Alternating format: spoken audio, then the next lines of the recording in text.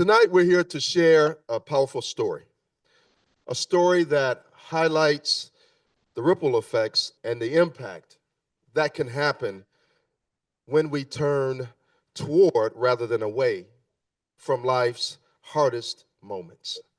Through Peter and Jane's story and through the incredible panelists that you're all going to meet, we are going to see an unfolding story, an unfolding narrative of how we're all connected through the hard parts of life.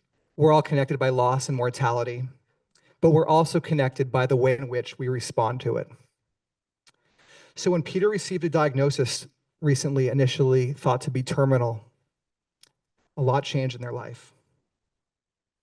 Not just for them, but for all the people that you're going to see on this stage this evening. We've all been connected through this unfolding narrative, and that's what happens in life.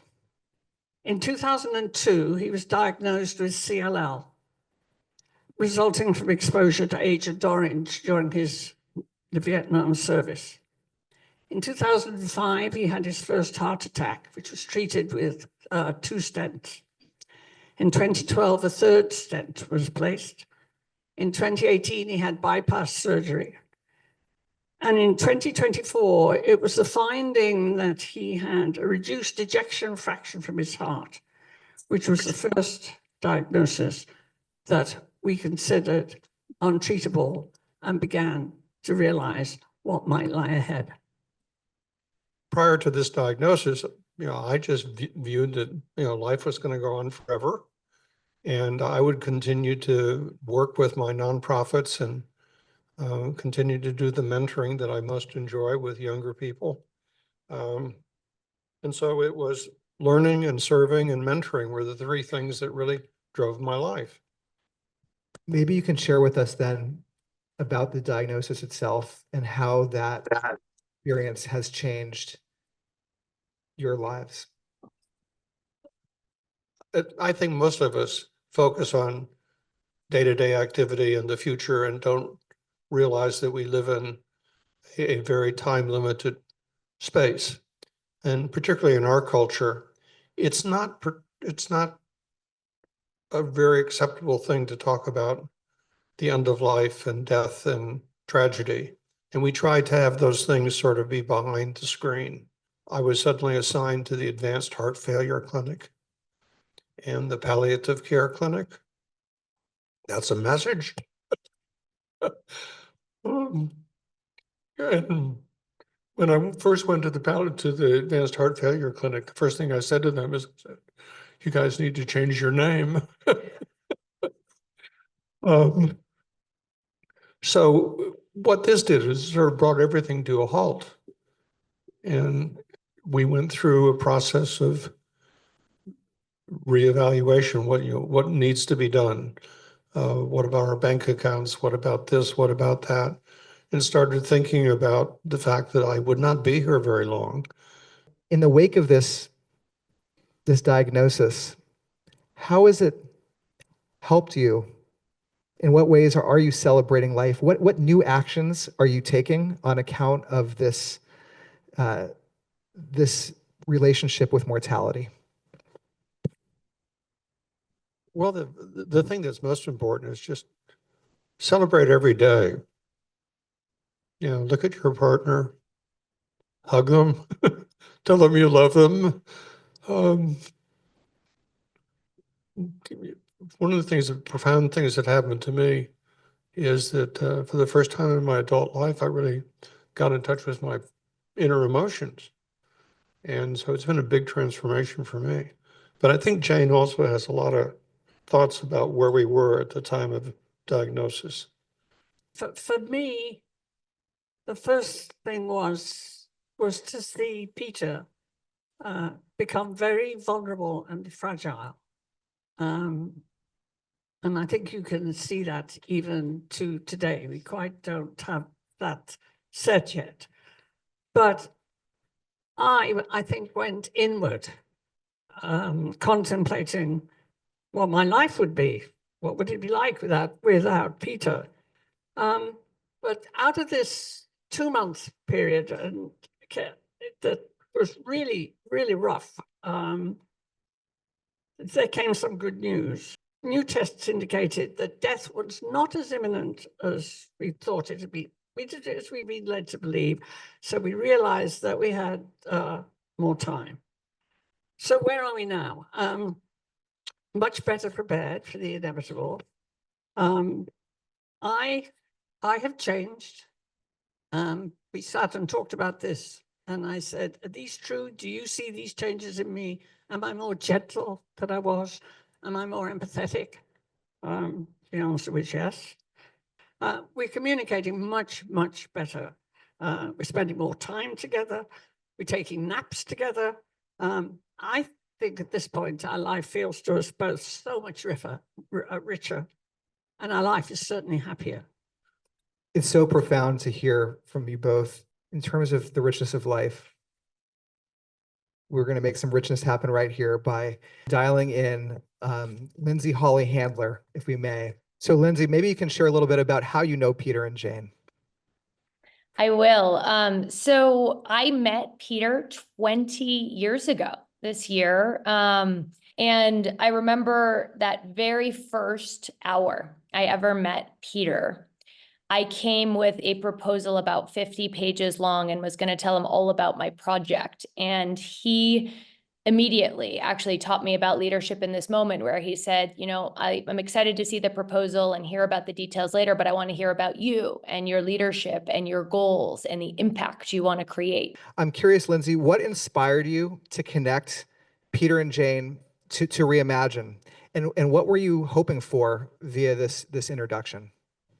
Yes. Well, so I've been very lucky to know Brad for 24 years as well. And I know Brad's deep passion for creating connection, not just in celebration, but actually through trauma and grief. And he's been doing that since I met him 24 years ago when he lost his friend, and really used music to help heal, and then really took on this tough challenge of, you know, how do we approach end of life in a way that, how do we celebrate people before they die? How do we make the most of our life while we're here? And I think very few people are willing to have these hard conversations. And as Peter shared his diagnosis with me, I just really immediately thought of Reimagine. And I thought, you know, how do we connect Peter and Jane, who've lived a life of service and meaning and are actually going into a deeper phase of that, with Reimagine, and create a celebration that really does inspire other people to live life differently. So just couldn't be more thrilled with this partnership.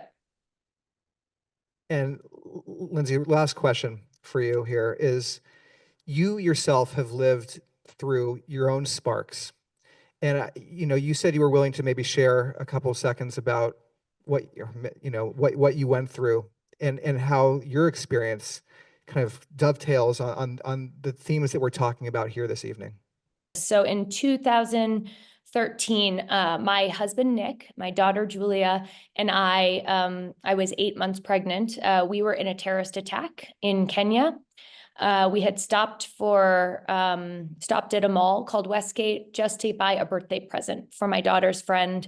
And we were supposed to be there for 30 minutes and grab a quick meal. And in that first 10 minutes, several gunmen entered the mall and ended up spending the next 24 hours targeting Christians, and particularly Americans. Many people were shot, grenades were deployed, and actually my 2-year-old daughter and my husband were just meters from a lot, the center of it all. We were separated, and we spent several hours, separated. I with my unborn son, Miles. And of course, you can just imagine, I don't need to share the details, but for those several hours and for those many years after that, it makes you really reevaluate absolutely everything in your entire life. Wondering if you are going to survive. We were all 4 of us were very, very lucky, especially given where my husband and my daughter were, that we all did survive that terrorist attack that day. I first and foremost, immediately really did realize that there were so many helpers. There were so many more people that were good and that helped us in that moment than that were bad. One of the heroes who saved all of us that day was Somali. And the gunmen were also Somali in this mall, but actually the hero that risked his life, went into the mall and saved hundreds of us, was an incredible Somali man.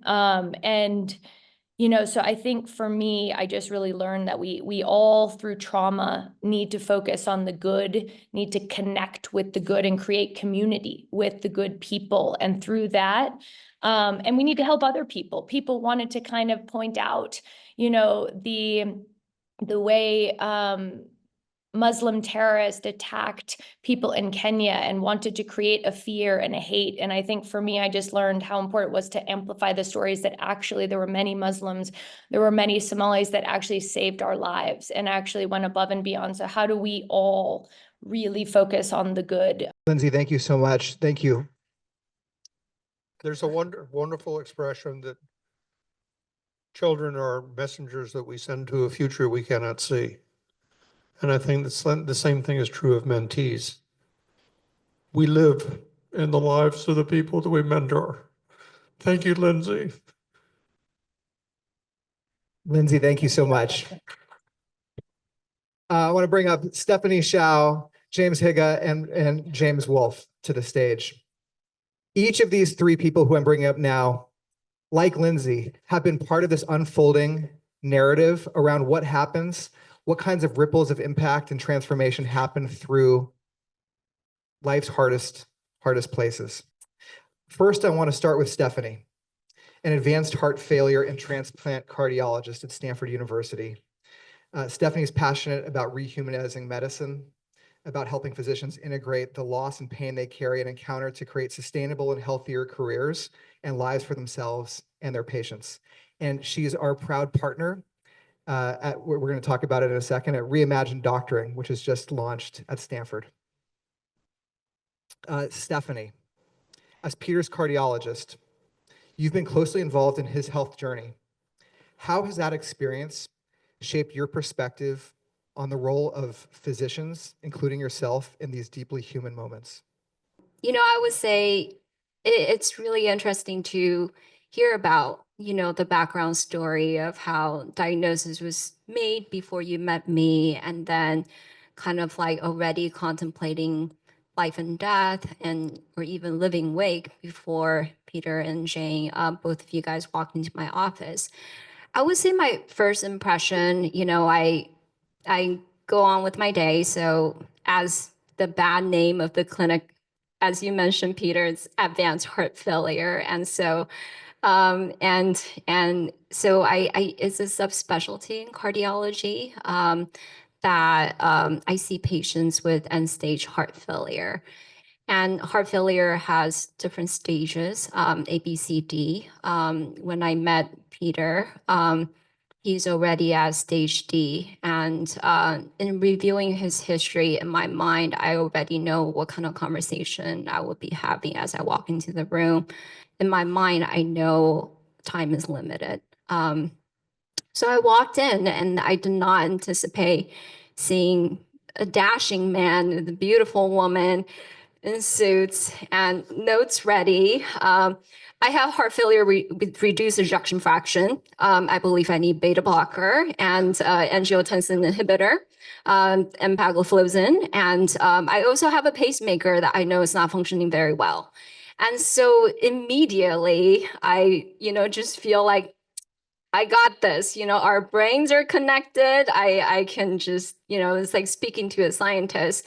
And the conversation just flows very well. I lay out the treatment plan. And then and I would say it's kind of like a occupational disease that even though my job is in advanced heart failure, the prescription of this job for myself is actually helping people live. And in some way, I think I was, it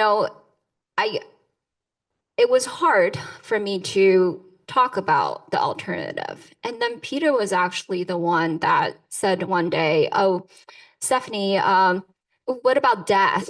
It just hit me at that moment. And then I was like, "You're right, Peter. And I'm sorry I didn't talk about it because I'm uncomfortable about it." And I feel like medical care system, even though I had training in palliative care through internal medicine as part of the required thing, it was a very dichotomous situation that we don't send patients to palliative care unless we exhausted everything. And then it was almost like a warm and cold handoff. And then you feel like your job is done and then the other person takes over the baton.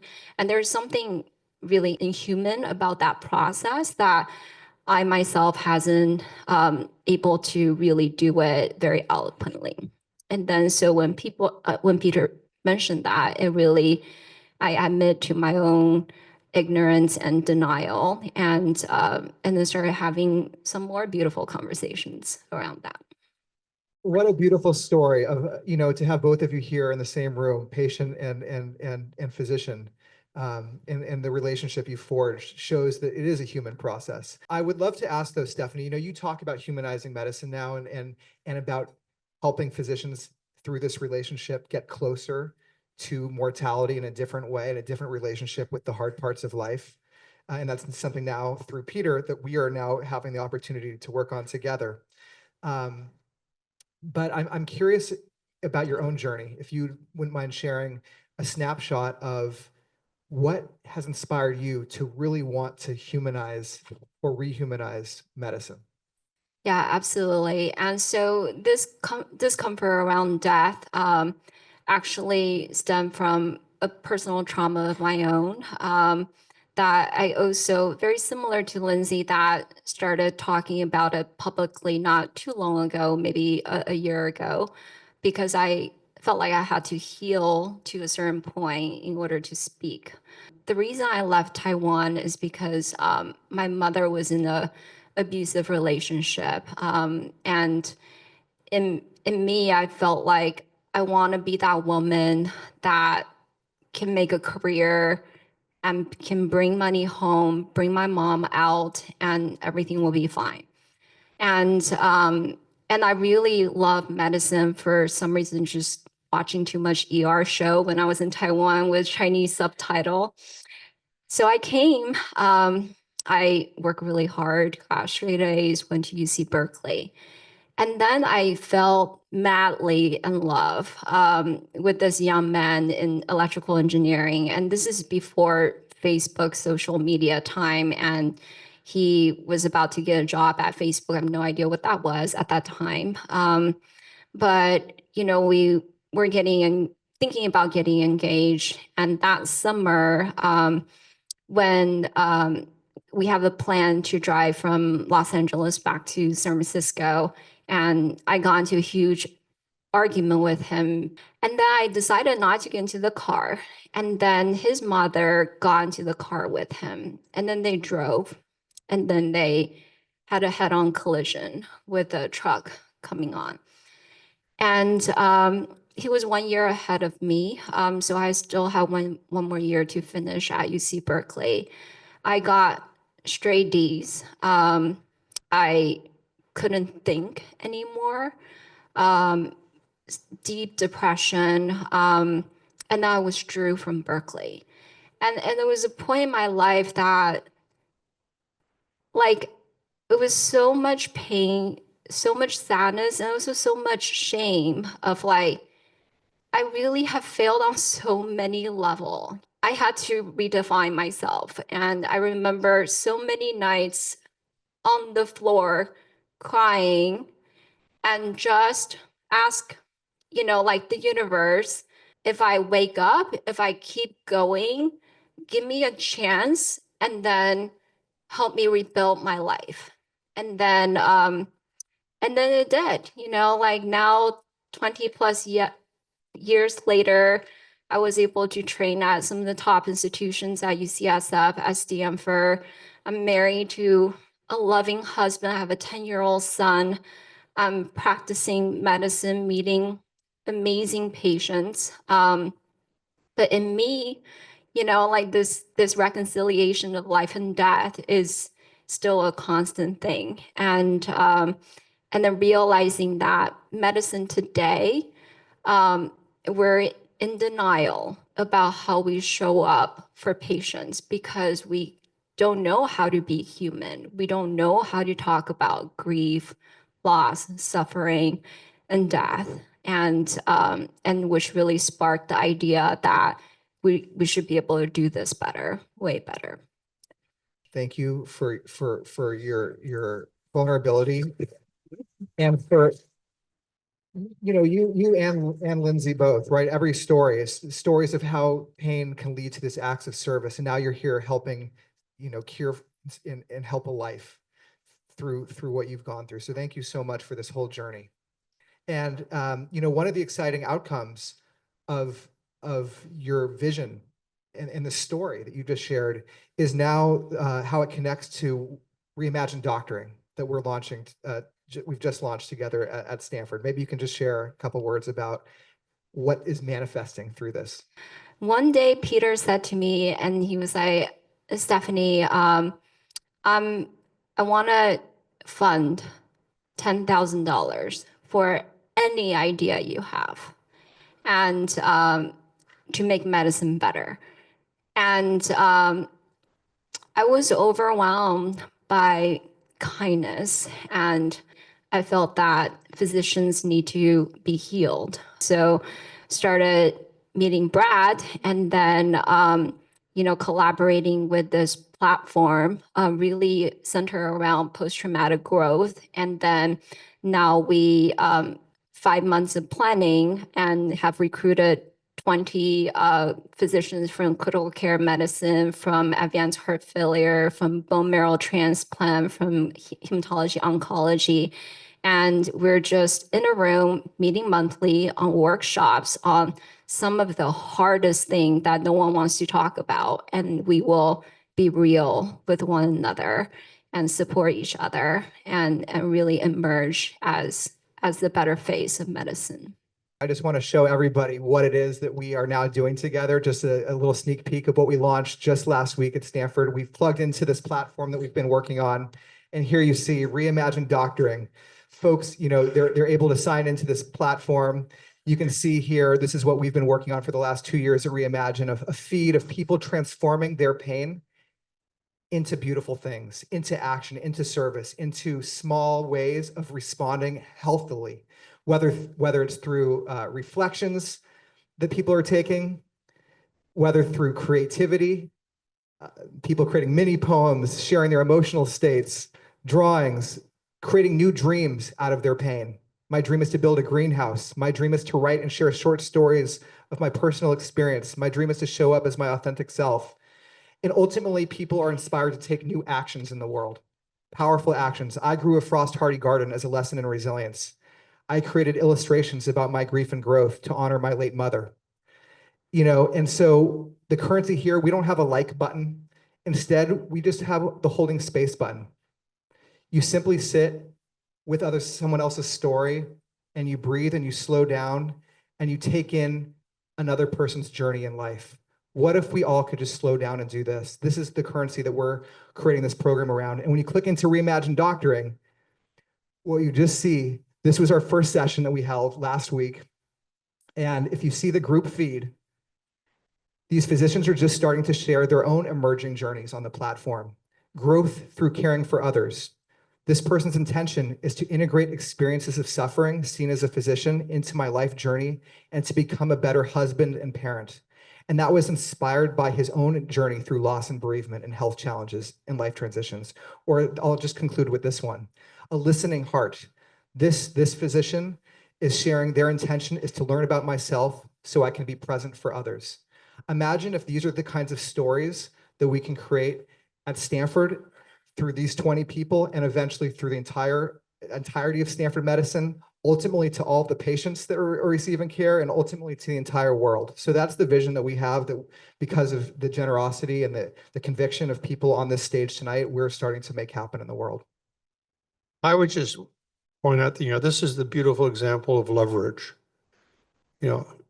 Each of us can't do very much, but when we have someone like Stephanie, you can make a huge difference. And so think carefully about how you can use the leverage of your privilege, your position in life, through other people to make a difference. And I look at Stephanie and I think of Lyndsay and Bethany and the other people that we've mentored. What an amplifier you are. Thank you so much. I am so excited to introduce our next panelist here. James Higa is the Executive Director of Philanthropic Ventures Foundation. PVF embraces radical collaboration and innovation to demonstrate what philanthropy could be. In addition to this, James has had a very long and storied career in Silicon Valley. He reported directly to Steve Jobs. As a musician myself, as you may see later, it is so exciting to be with him as he helped really spearhead the launch of iTunes that transformed all of music in the world. I want to begin maybe more macro just for you. If you could just share a little bit about the role of philanthropy more generally in transforming, suffering. I got to that answer through technology. I had a long career at Apple, started in the Macintosh group in '84, went to Next Computer, back to Cupertino, all told nearly 3 decades. And as I reflect on that career, I think about it a little bit differently in that I think of beauty. And what we were trying to do was to create more beauty in the world, to leave it more beautiful than when we found it. And perhaps the way we could do that is if we built the best personal computers that we could. Humankind's best tool to date, could it change the way people are informed, the way they are educated, the way they communicate with their loved ones? And in many ways, I think it has. And I left Apple after Steve passed away because I wanted to continue on that journey to create beauty, to lessen suffering, but through communities and through people. And it is my belief that you can transform the world just as much through people, through communities, as you can through technology. And the way to do that is to really think different and innovate. I'm a product guy. That's how I kind of view the world. And so we view Philanthropic Ventures Foundation as how do we change what philanthropy could be, what it might look like. And we're honored to be able to work with partners and donors like Peter and Jane, who embody that spirit of innovation and think different at Stanford Medical Center and at Intel. And our job to wake up every day is to manifest those ideas and those aspirations that are in your heart. And we want to be, when you go to one foundation after another and everyone is telling you no, we can't do that. No, it's too complicated. No, it takes too long. We want to be the people who say yes. So I do firmly believe that philanthropy can lessen suffering by making the world more beautiful. And I think the way to do that is to say yes instead of saying no.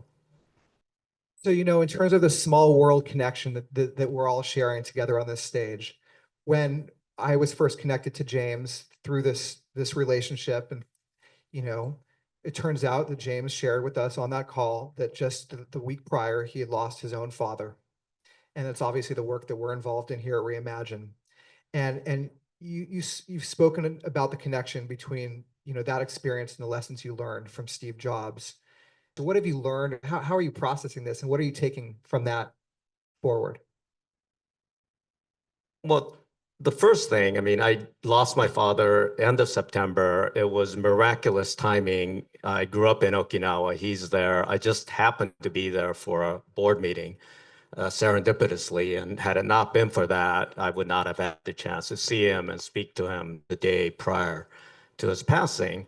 But I'm going through the Reimagine journey and the difficulty. He was my rock.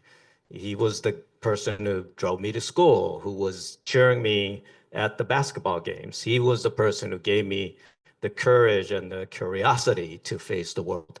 And then to be put in the role of now I have to take care of this person. Well, nobody told me how to do that. How do I deal with the doctors? How do I deal with the system? And had it not been for the kindness and support of my wife and my friends, I don't think I could have navigated that. So I wish all of this had been there for me, and I wish it for all the others who are going to go through this journey. Many of you know, I spent a long time working with and for Steve, and I think you've heard the story of his last words were looking up and he said, wow. And that's helped me reimagine how I think about the rest of my life, however short, however long it is to live right now. Why wait for the wow? I want to be able to say wow with all of you tonight. Why wait for saying wow tomorrow as I live tomorrow? And why wait for the wow for the day after that? You know, don't wait until you die to give to other people. And there is no better mechanism for doing that than the Philanthropic Venture Foundation.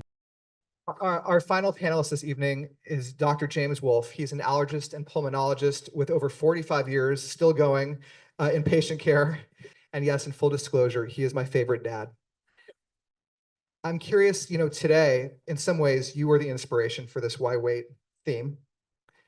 How did you first come across the Why Wait idea through Reimagine?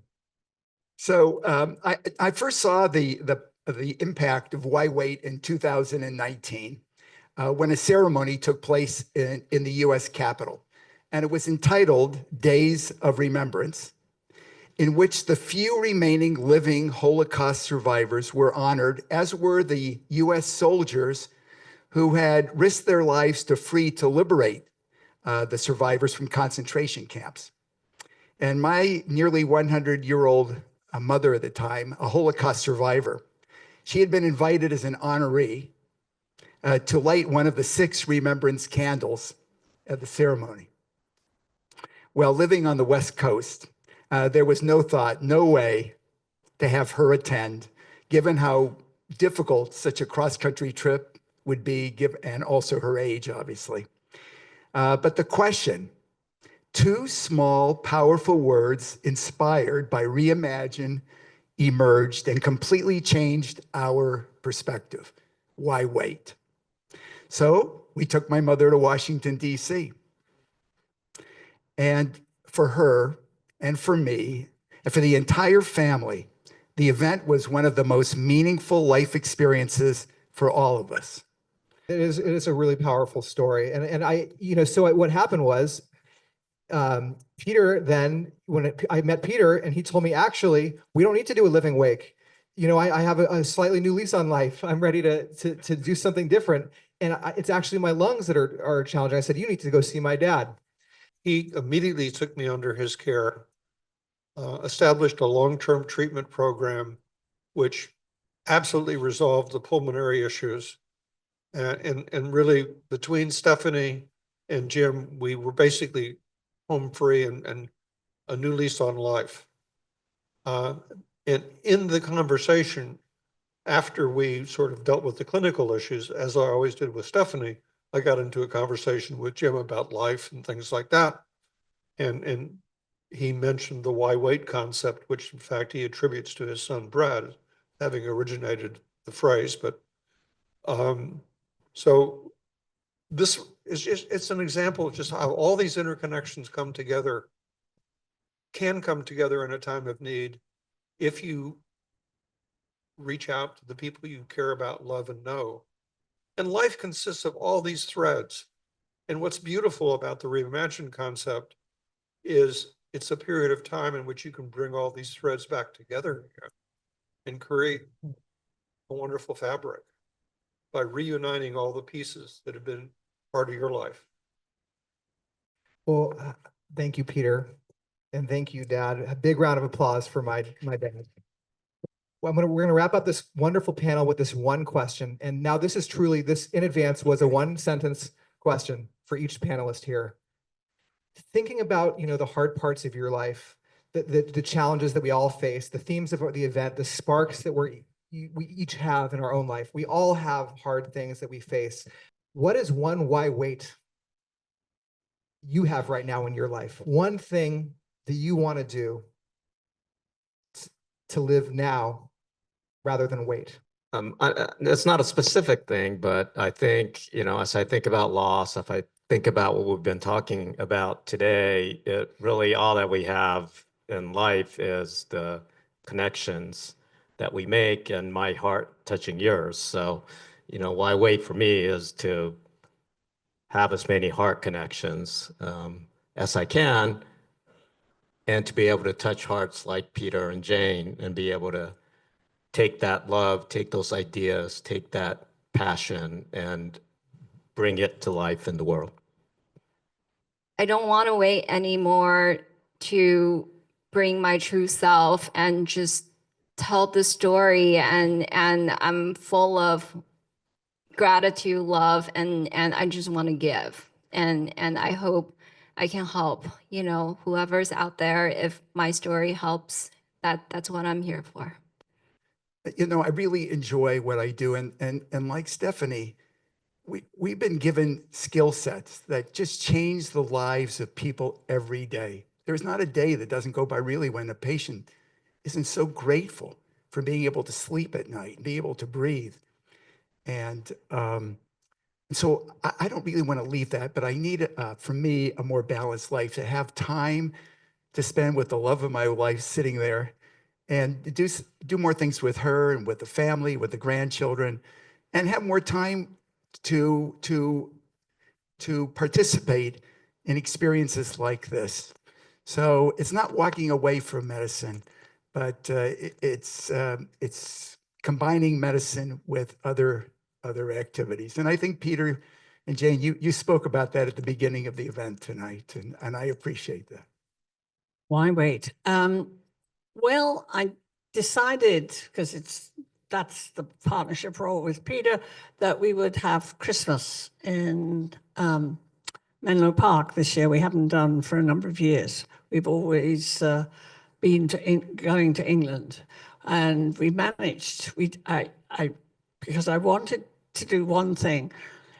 Other than that, and it conflicted, I wanted to visit my brother in England again, because he's turning 90.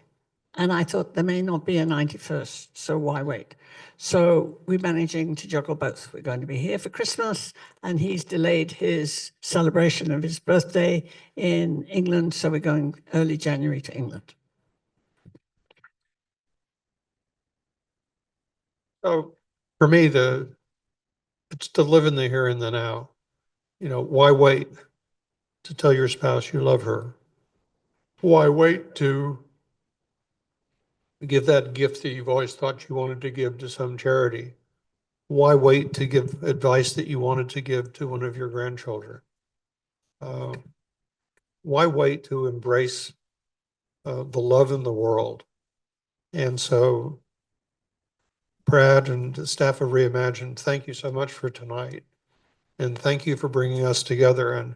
And hopefully all the people here and all the people watching on Zoom can share our joy and celebration of sharing what we've shared, and encouraging you to, in each of your individual times of crisis, to recognize that the greatest resource you have are the networks around you, and don't deal with tragedy alone. Share it, because that's the greatest love. It's pretty clear what can come out of the hard parts of life. So much beauty, so much togetherness, so much connection. For me, it's been a journey of music. And I think the big part, the thing that we're trying to do at Reimagine with this platform and everything we're doing together, the story that you guys have shared with us, is figure out how can we help everybody find their own music through the hard parts of life. What if everyone just could ask that question, why wait?